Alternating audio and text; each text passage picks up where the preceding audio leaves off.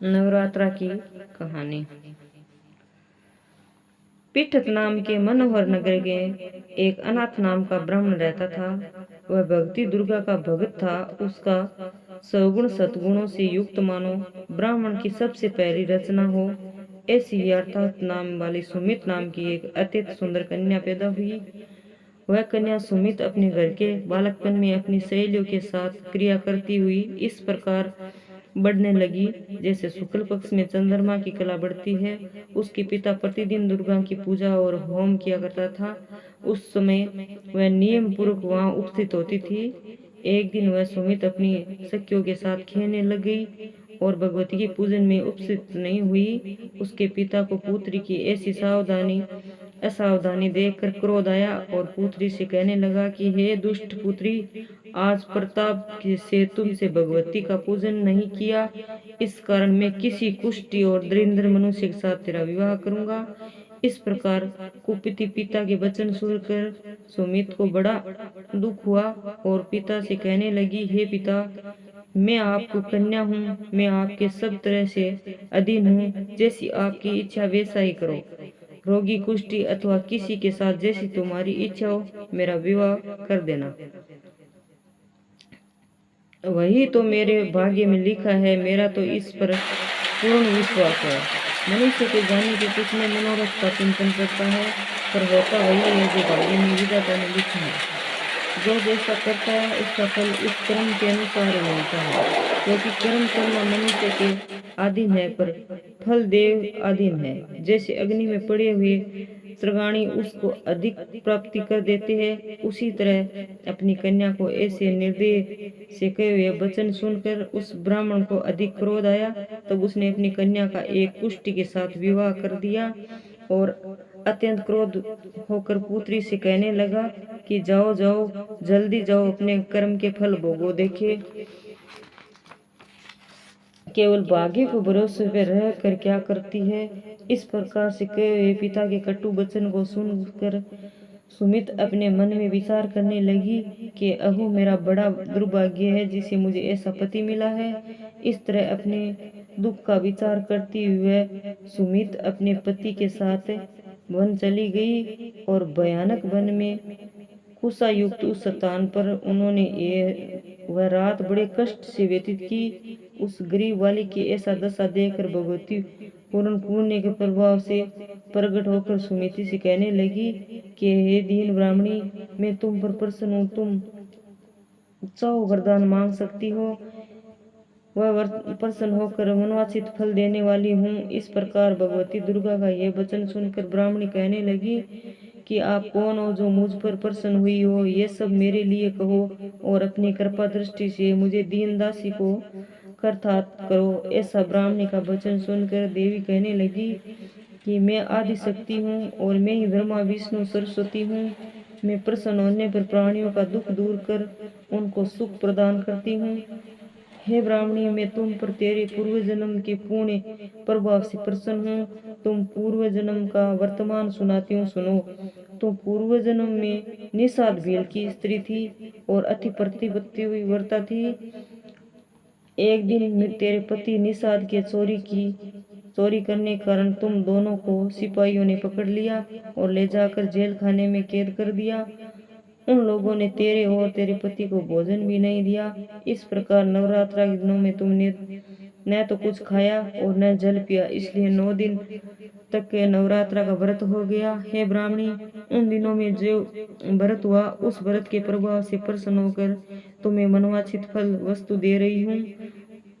तुम्हारी जो इच्छा हो सो मांग। इस प्रकार दुर्गा के कई वचन सुनकर ब्राह्मणी बोली, अगर आप मुझ पर प्रसन्न हो तो दुर्गे, आपको प्रणाम करती हूँ।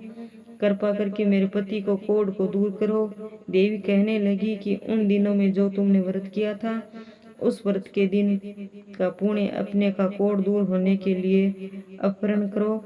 मैं प्रभाव से तेरा पति का कोढ़ रहित और सोने के समान शरीर वाला हो जाएगा। ब्रह्मा जी बोले। इस प्रकार देवी का वचन सुनकर वह ब्राह्मणी बहुत प्रसन्न हुई और पति को निरोग करने की इच्छा से ठीक है ऐसे बोली। तब तक उसके पति को शरीर भगवती दुर्गा की कृपा से कुष्ठहीन होकर अति कांति युक्त हो गया, जिसकी कांति के समान चंद्रमा की कांति भी क्षीण हो जाती है। वह ब्राह्मणी पति की मनोहर देखकर देवी को अति प्रियमा वाली समझकर स्तुति करने लगी। हे दुर्गे, आप दुर्गत को दूर करने वाली, तीनों जगत का संताप हरने वाली, समस्त दुखों का दूर करने वाली, रोगी मनुष्य को निरोग करने वाली, प्रसन्न होने पर मनवांछित फल वस्तु देने वाली और दुष्ट मनुष्य का नाश करने वाली हो तुम। सारे जगत की माता और पिता हो। हे अम्बे, मुझे अपराध रहित अबला की मेरे पिता ने कुष्ठा के साथ विवाह कर मुझे घर से निकाल दिया। उसकी निकाली हुई पृथ्वी पर घूमने लगी। आपने ही मेरा इस अभित रूपी समुद्र में उद्धार किया है। हे देवी, आपको प्रणाम करती हूँ, मुझ दीन की रक्षा करो। ब्रह्मा जी बोले कि हे बृहस्पति, इसी प्रकार उस सुमिति ने मन में देवी की बहुत स्तुति की। उसी की स्तुति सुनकर देवी को बहुत संतोष हुआ और ब्राह्मणी से कहने लगी, हे ब्राह्मणी, तुम्हारे उदालय नाम का एक अति बुद्धिमान, धनवान, कीर्तिवान और जितेंद्र पुत्र होगा। ऐसा कहकर वह देवी ब्राह्मणी से फिर कहने लगी, ए ब्राह्मणी, जो कुछ तेरी इच्छा है वह मनवांछित वस्तु मांग सकती है। ऐसा भगवती दुर्गा का वचन सुनकर सुमित बोली, हे भगवंती दुर्गे, अगर आप मेरे ऊपर प्रसन्न हो तो कृपा करके मुझे नवरात्रि की विधि बताइए। दयावंती, जिस विधि के नवरात्रि करने से आप प्रसन्न होती है, उसी विधि उस फल को मेरे लिए विस्तार से वर्णन कीजिए। इस प्रकार ब्राह्मणी के वचन सुनकर दुर्गा कहने लगी कि हे ब्राह्मणी, मैं तुम्हारे लिए स्वगुण पापों से दूर करने वाली नवरात्र व्रत विधि को बतलाती हूँ, जिसको सुनने से तमाम पापों से छूटकर मोक्ष की प्राप्ति हो जाती है। अश्विनी मास से शुक्ल पक्ष की प्रतिपदा से लेकर 9 दिन तक विधि पूर्वक व्रत करे। यदि दिन भर का व्रत न कर सके तो एक समय का भोजन करे। पढ़े लिखे ब्राह्मणों से पूछकर घट स्थापना करे। वाटिका बनाकर उस प्रतिदिन जल से सींचे। महाकाली, लक्ष्मी और महासरस्वती की मूर्तियां बनाकर उनकी नित्य विधि पूर्वक पूजन करे और पुष्प विधि पूर्वक अर्घ्य दे। और विजोरी के फूल के अर्घ्य देने से रूप की प्राप्ति होती है। जायफल से कीर्ति, दाख से कार्य सिद्धि होती है। आंवले के सुख और केले की भूषण प्राप्ति होती है। इस प्रकार फलों से अर्घ्य देकर तथा यदा विधि हवन करे। खांड, घी, गेहूं, शहद, तिल, बिम, नारियल, दाख और कदब इन हवन करे। गेहूं होम करने से लक्ष्मी की प्राप्ति होती है। खीर व चूरमों के पुष्पों से धन और पत्तों से तेज और सुख की प्राप्ति होती है। आंवले से कीर्ति और केले के पुत्र प्राप्त होता है। कमल में राज समान और दाखों से सुख की संपत्ति प्राप्ति होती है। खांड, घी, नारियल, शहद, जौ, तिल इन अथवा फलों से होम करके मनोवांछित वस्तु की प्राप्ति होती है। व्रत करने वाले मनुष्य इस विधान से होम व आर्च्य को अत्यंत नम्रता के साथ प्रणाम करे और यज्ञ की सिद्धि के लिए उसे दक्षिणा दे। उस महाव्रत को पहले बताई हुई विधि के अनुसार जो कोई करता है, उसके सब मनोरथ सिद्ध हो जाता है। इससे दानी स्वयं से नहीं है। इन 9 दिनों में जो कुछ दान आदि दिया जाता है, उसको करोड़ों गुना मिलता है। इस नवरात्र के व्रत के से अश्वमेघ यज्ञ का फल मिलता है। ब्राह्मणी इस संपूर्ण कामनाओं को पूर्ण करने वाले उत्तम व्रत को तीर्थ, मंदिर अथवा घर ही विधि के अनुसार करे। ब्रह्मा जी बोले कि हे बृहस्पति, इस प्रकार ब्राह्मणी को व्रत की विधि और फल बतलाकर देवी अंतर्ध्यान हो गई।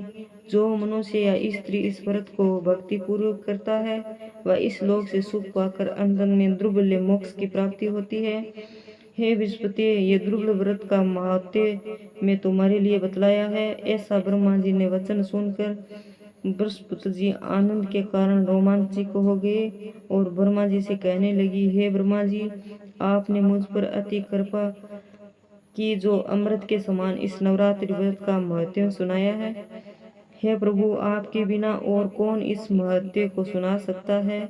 ऐसे बृहस्पति जी वचन सुनकर ब्रह्मा जी बोले कि हे बृहस्पति, तुम सब ब्राह्मणों का हित करने वाले इस अलौकिक व्रत को पूछा है, इसलिए तुम धन्य हो। ये भगवती शक्ति संपूर्ण लोगों को पालन करने वाली है। इस महादेवी के प्रभाव को कौन कौन जान सकता है? हे दुर्गे माँ, अम्बे माँ,